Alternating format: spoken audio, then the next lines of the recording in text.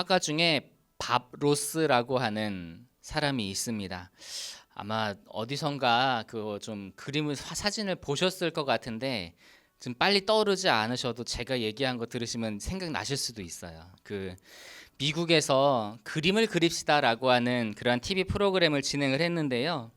그 프로그램이 우리나라에서 이제 번역이 돼서 EBS에서 상영이 됐었어요. 그런데 그분이 이제 그림을 그리고 싶지만 어려워하는 분들에게 이제 쉽게 그림을 가르쳐 주는 그런 프로그램이었어요. 그래서 쉽기는 가르쳐 주는 게 좀 쉬워 보이긴 해요. 비전공자 보기에도 쉬운 방법으로 그림을 쓱쓱쓱 이제 그리고 나서 그렇게 하면서도 마지막에는 매우 멋진 결과물을 보여주거든요. 그러면서 마지막에 한마디를 남깁니다. 어때요? 참 쉽죠? 이제 누군지 아시겠죠? 이 어렵지 않으니까 한번 따라해 보라는 그러한 말이에요. 그런데 여러분 정말 쉬울까요?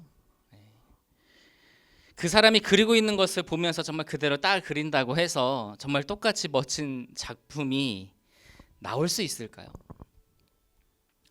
제가 대학원에 다니면서 그 설교의 이론과 실제라고 하는 전공 수업을 들을 때였습니다. 수업이 아무래도 설교 수업이다 보니까 특성상 매주 한 두세 번씩 설교를 준비해 와서 발표를 하고 서로 피드백을 하는 게 수업의 그런 순서였어요. 근데 이제 어느 전도사님께서, 그땐 다 신학생이니까 전도사님이라고 부르는데, 어느 전도사님께서 이제 설교하셨던 게 아직도 저는 기억이 남아요. 여러분, 예수 믿으면 그러면 우리의 죄가 용서받게 되고 하나님의 자녀가 돼서 천국에 들어갈 수 있습니다. 어때요? 참 쉽죠잉.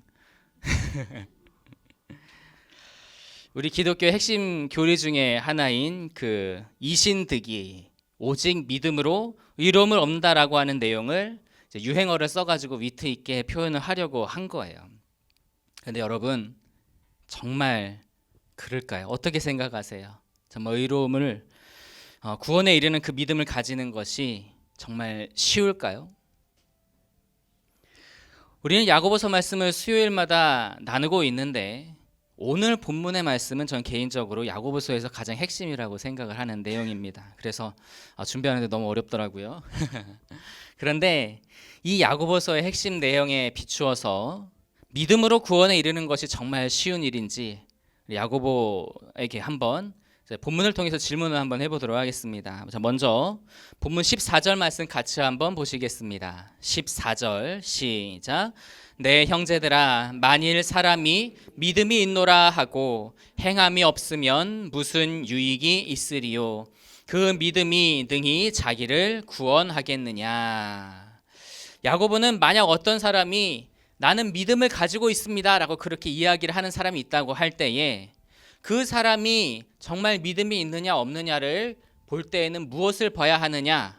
무엇을 봐야 한다라고 해요? 행함을 같이 봐야 한다라고 그렇게 이야기를 하고 있습니다.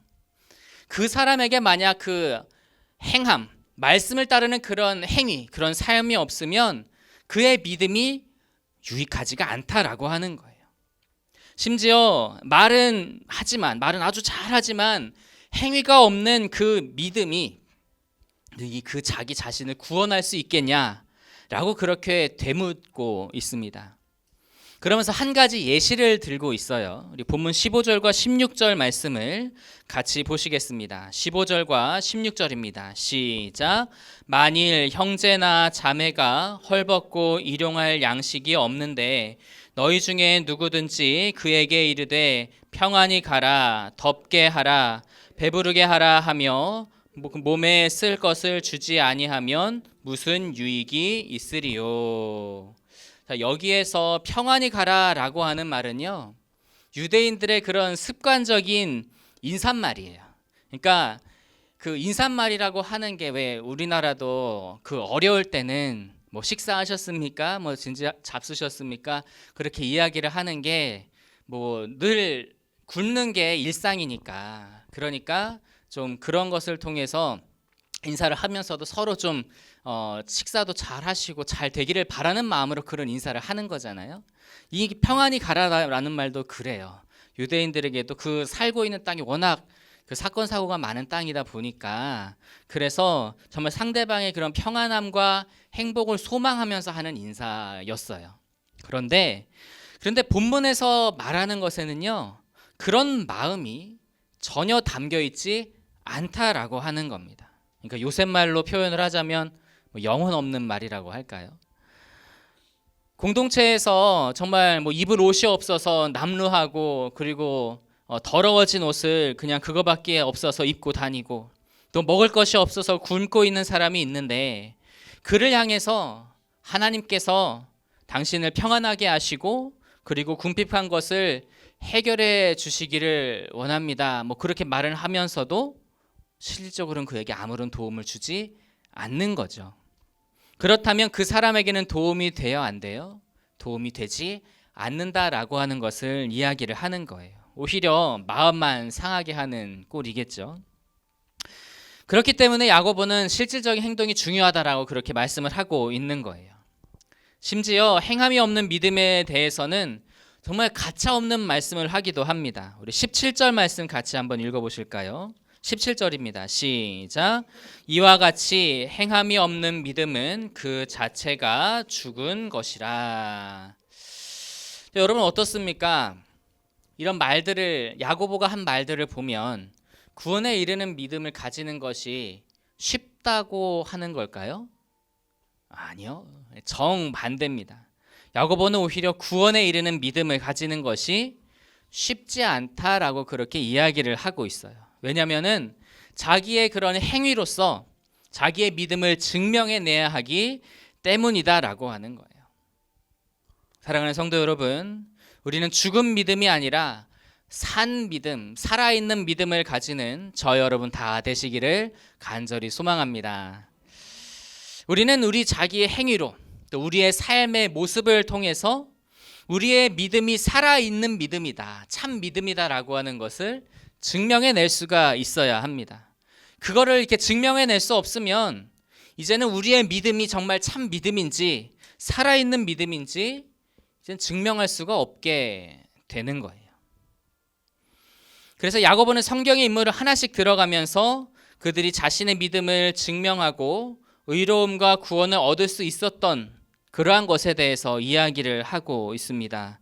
우리 본문 함께 보실 때에 우리 21절 말씀 한번 보실까요? 21절 말씀 함께 읽습니다. 시작. 우리 조상 아브라함이 그 아들 이삭을 제단에 바칠 때에 행함으로 의롭다 하심을 받은 것이 아니냐. 하나님께서 그 외아들 이삭을 바치라고 말씀하셨을 때에 아브라함이 정말 그 말씀대로 그 하나님께서 정하신 산에 가서 이삭을 잡으려고 합니다. 어느 정도까지였냐면 그가 이삭을 결박해서 단 위에 이렇게 놓고 그를 잡으려고 칼을 들어서 내리치려고 하기 직전까지 그 상황까지 갔어요. 아마 하나님께서 말리시지 않으셨으면은 아마 정말 이삭을 죽였을 거예요. 이제 그것에 대해서 사도 바울은 하나님께서 이삭을 다시 살리신 믿음이 있었기 때문이다라고 이렇게 이야기하는데, 그런 믿음이 있으니까 정말 행동을 할 수가 있었던 거죠. 그래서 하나님께서 아브라함에게 정말 믿음이 있음을 인정하시는 그러한 일들이 일어나는 거예요. 또 23절 말씀 보실까요? 23절입니다. 시작.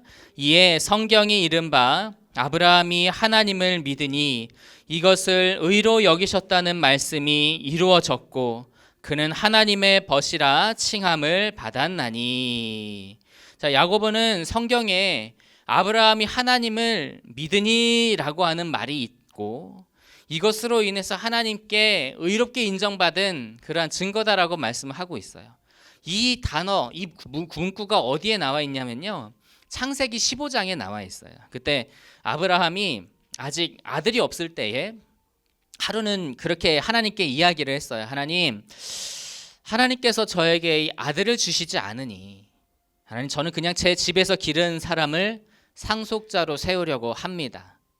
제 밑에서 평생을 충실하게 성실하게 일했던 이 엘리에스를 제가 상속자로 세우겠습니다.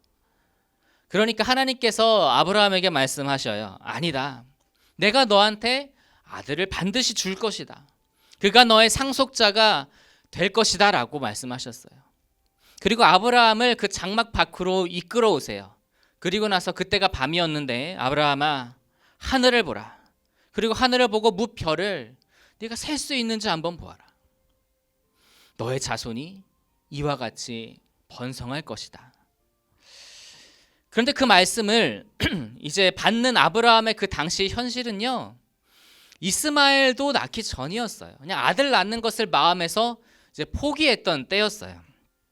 그런데 그것을 다 내려놓고 하나님께 하나님 저 그냥 아들을 안 주셔도 그냥 이 사람 상속자로 세울게요 라고 하셨을 때 하나님이 다시 약속을 하시니까 그때 어떻게 해요?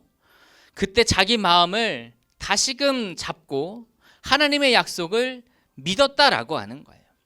하나님의 약속을 어떻게 믿었는지 알 수 있냐면 그 후로 아브라함은 자기 종을 상속자로 세우려는 그러한 말이나 행동이 일절 없어요. 그래서 그 중심을 보시고 하나님이 아브라함의 믿음을 인정하셨어요. 그게 창세기 15장 6절인데 이런 말씀이에요. 아브라함이 여호와를 믿으니 여호와께서 이를 그의 의로 여기셨다라고 하는 거예요. 하나님은 그의 믿음을 기뻐하셨고 그래서 그의 믿음을 인정하셔서 벗과 같이 친구와 같이 대해 주셨습니다. 그러니까 소돔과 고모라를 멸하러 갈 때처럼 아브라함을 만나서 그 계획을 다 얘기해 주시기도 하는 하나님의 인정받는 그런 믿음의 사람이 되었다는 것입니다. 그리고 야고보는 또 다른 믿음의 사람을 한 명 더 들어요. 누구냐면 라합입니다. 25절 같이 한번 보실까요? 25절입니다. 시작. 또 이와 같이 기생 라합이 사자들을 접대하여 다른 길로 나가게 할 때에 행함으로 의롭다 하심을 받은 것이 아니냐. 라합은요, 출애굽 당시에 여리고에 살던 기생이었어요. 그런데 그가 이제 이스라엘 백성이 출애굽하면서 하나님께서 놀라운 일을 이루셨다라고 하는 것을 소문을 통해서 들었어요. 그런데 그가 그 소문을 듣고 하나님을 경외하게 됐습니다. 그가 하나님을 믿기로 작정하는 데까지 이르렀어요. 그런데 그렇게 믿음을 가지기로 하고 이렇게 작정을 하고 있는데 이제 여리고성을 정탐하러 이스라엘의 정탐꾼이 들어왔다가 이제 들통이 나가지고 쫓기는 그러한 상황을 이제 라합이 마주하게 된 거예요. 그래서 그들을 통해서 그들을 집에 잘 숨겨주고 또 그리고 성 밖으로 창문 밖으로 해서 성 밖으로 나갈 수 있도록 그렇게 도와줍니다. 그 공로로 이제 라합의 집안이 그 여리고가 무너지고 모든 사람이 다 이제 죽임을 당할 때 이 라합의 가족만 살아남을 수가 있었어요. 그러니까 이제 라합은 결국에는 자기가 그 정탐꾼들을 구해 주었기 때문에 그래 자기네 가족이 무사할 수 있었고 또 이제 그들은 이제 믿음의 공동체 안에 들어와서 라합은요 나중에 다윗 가문의 조상이 됐습니다. 만약 정탐꾼들이 이제 자기의 집으로 도망쳐 들어왔을 때에 라합이 그냥 하나님이 당신들을 그냥 구해 주시기를 바랍니다. 안전하게 해주시길 바랍니다 하고 도와주지 않았으면 어떻게 됐겠어요? 라합이 하나님을 뭐 경외한다는 말을 이제 어떻게 증명할 수가 없으니까 그래서 여리고 정복할 때에 그의 가족이 살아남지는 못했을 겁니다. 그러니까 결국 그 라합이 하나님을 경외하는 믿음으로 이스라엘 족속을 도운 것 때문에 그의 가족이 여리고성 전투에서 구원을 받을 수 있게 되었다라고 하는 거예요. 여러분 예수님의 그 선한 사마리아인 비유를 한번 보시기 바랍니다. 어떤 사람이 길을 가다가 강도를 만났어요. 그래서 모든 것을 다 빼앗기고 그 다음에 심하게 얻어 맞았습니다. 죽을 지경에 이르렀어요. 그런데 그 길을 가던 제사장이 그 사람을 보고 그냥 지나가고 레위인도 그 사람을 보고 그냥 지나갔어요. 왜냐하면 그 길이 강도가 자주 나는 길이어서 언제 자기도 강도를 만나서 그 사람같이 될지 모르니까 두려웠던 거예요. 그런데 유대인들이 정말 괄시하고 멸시하고 상종도 하지 않았던 사마리아인이 지나가다가 그 사람을 봤는데 지나칠 수가 없는 거예요. 그래서 그 사람을 응급처치를 얼른 해주고 자기 나기에 실어서 여관에 데려다 주고 또 그런 다음에 치료비까지 지불해 줍니다. 누가 강도 만난 사람의 참 이웃이죠? 누가 하나님의 너의 이웃을 내 몸과 같이 사랑하라라고 하는 말씀을 실천해서 자기의 믿음을 살아있는 믿음이라고 증명한 사람입니까? 바로 사마리아인이다라고 하는 거예요.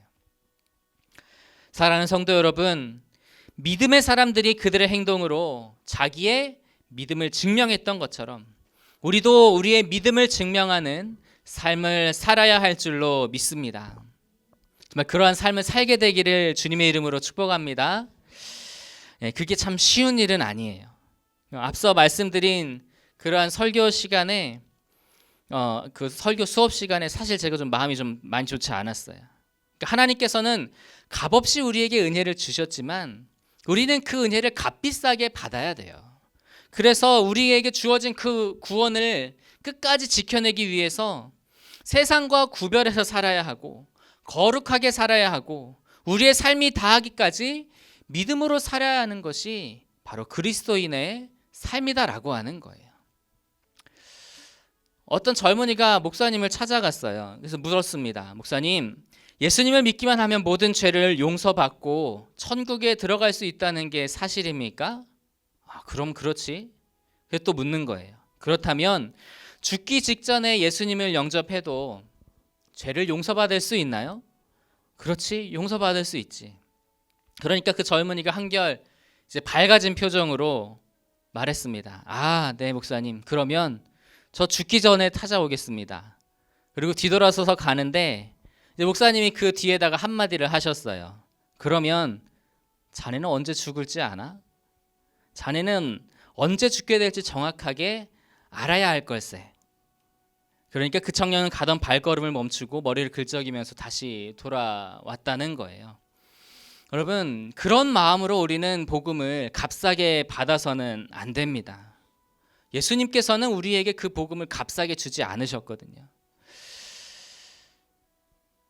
그런 재미있는 종교 비교의 예화가 있어갖고 한 가지 소개해드릴게요. 어떤 사람이 물에 빠졌어요. 물에 빠졌는데 그것을 보면서 이제 공자가 지나가면서 그것 또한 경험이지라고 하면서 지나갔답니다. 이제 석가가 지나가는데 석가는 그것을 보더니 그래요. 힘껏 몸부림쳐서 빠져나와라 라고 하고 갔대요. 힌두교는 이제 죽어서 다시 사람으로 태어나길 바랍니다 라고 하고 갔대요.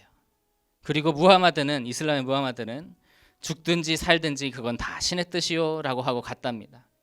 그런데 그를 구하기 위해서 누군가가 물에 뛰어들었대요. 그게 누구겠어요? 예수님입니다. 예수님은요, 구원을 하시기 위해서 말로만 하신 분이 아니에요.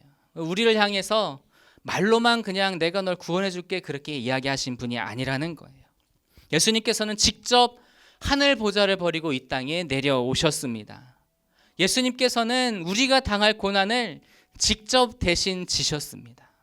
예수님께서는 우리가 죽어야 할 그것을 죽음을 직접 십자가에 달려 죽임을 당하셨습니다. 그래서 우리가 구원을 얻게 된 거예요. 우리는 그 구원을 정말 값지게 받아야 할 줄로 믿습니다. 그래서 우리도 행함 있는 믿음을 가질 수 있게 되기를 소망합니다. 말만 많고 행함 없어가지고 죽은 믿음으로 그냥 살아가는 것이 아니라 나의 삶으로, 나의 행동으로, 나의 언어 행실로 내 믿음을 증명하고 그래서 정말 살아있는 믿음을 가진 그리스도인들이 다 되시기를 주님의 이름으로 축복합니다.